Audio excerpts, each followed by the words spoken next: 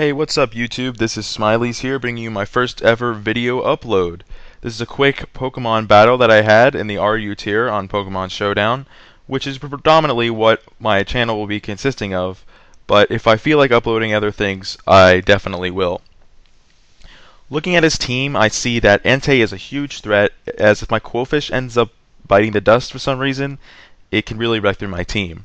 Also, Tangrowth will be a problem if Magmortar goes down, as a lot of my team is physical, and it'll just be able to deal with that. So he leads off with Uxie as I go with my Probopass, and he decides to trick me a Scarf first turn as I just get up my rocks.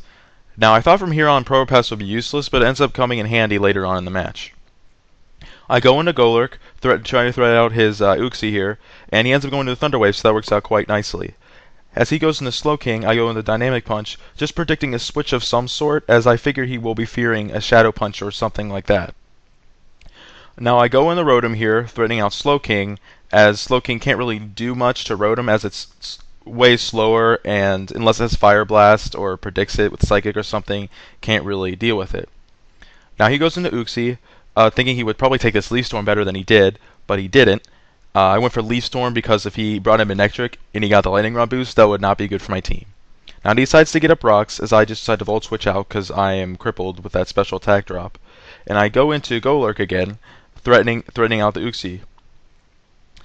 This time, however, instead of going for the Dynamic Punch, predicting the Slowking to come in again, I just decide to go for a Stone Edge, and that does a hefty chunk to this Slowking here.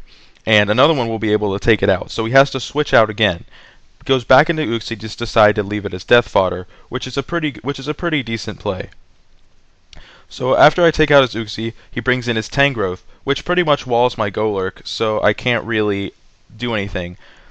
But predicting me to go out into Magmortar, which I end up doing, he goes back into Slowking, which was a good play. Now I don't know what I predicted here, but I just decided to stay and go for the Thunderbolt, maybe thinking he would overpredict, I don't know. But he ends up not overpredicting, just going straight for the Scald, and Magmortar's down. And right now I'm fearing, oh god, I don't have anything for the Tangrowth. But it ends up working out okay.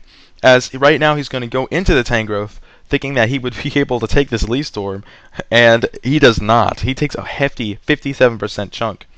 Now right now I bet he thinks that oh, actually no, he doesn't, because I used Volt Switch on Uxie. But he ends up staying in, and I actually pack the HP Fire on here, and so I just go for that. Now he brings in Slowking, probably trying to bait the Volt Switch, but this is just set as actually a Resto Chesto set, so I'm able to rest off the Toxic, get back to full health, wake up, and that Rotom is now back in play. Now I got on the Probopass here, predicting an Overheat, and he does go for Overheat, and just 23%. Now, knowing he would switch out, I just go straight for the Volt Switch here. Not really predicting anything like Slowking, just predicting a switch. And I go into Rotom because now it is at full health and it's threatening again.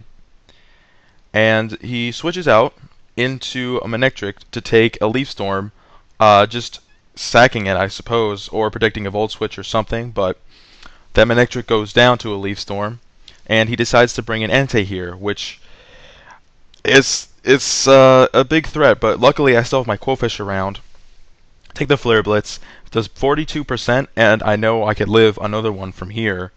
So I just decide, as he switches into Slowking, just to get up spikes. Just to get up spikes because entry hazards are helpful.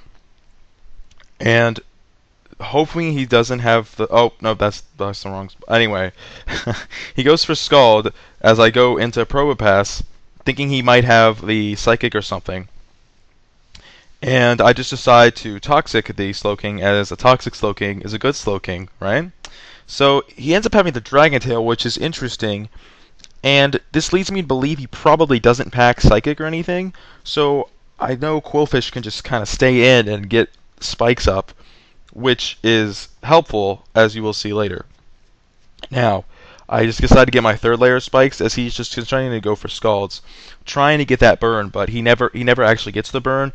That's not really hacks. I mean, it's 30% chance, but I don't know. I actually packed a Pain Split on this Quillfish, so I go for it, getting some health back, and as he goes for the Scald again, and toxic damage is racking up on him, and I just decide well, he decides to switch out to anti-here, I guess thinking he might be able to get a little bit of HP back with Slowking, and that ends up taking him out. Maybe he predicted a Pain Split, or I don't even know, but he gives back Slowking, and I just decide to go for Waterfall because I really have nothing else I really want to do. Knowing he has Dragon Tail, I don't really want to switch around.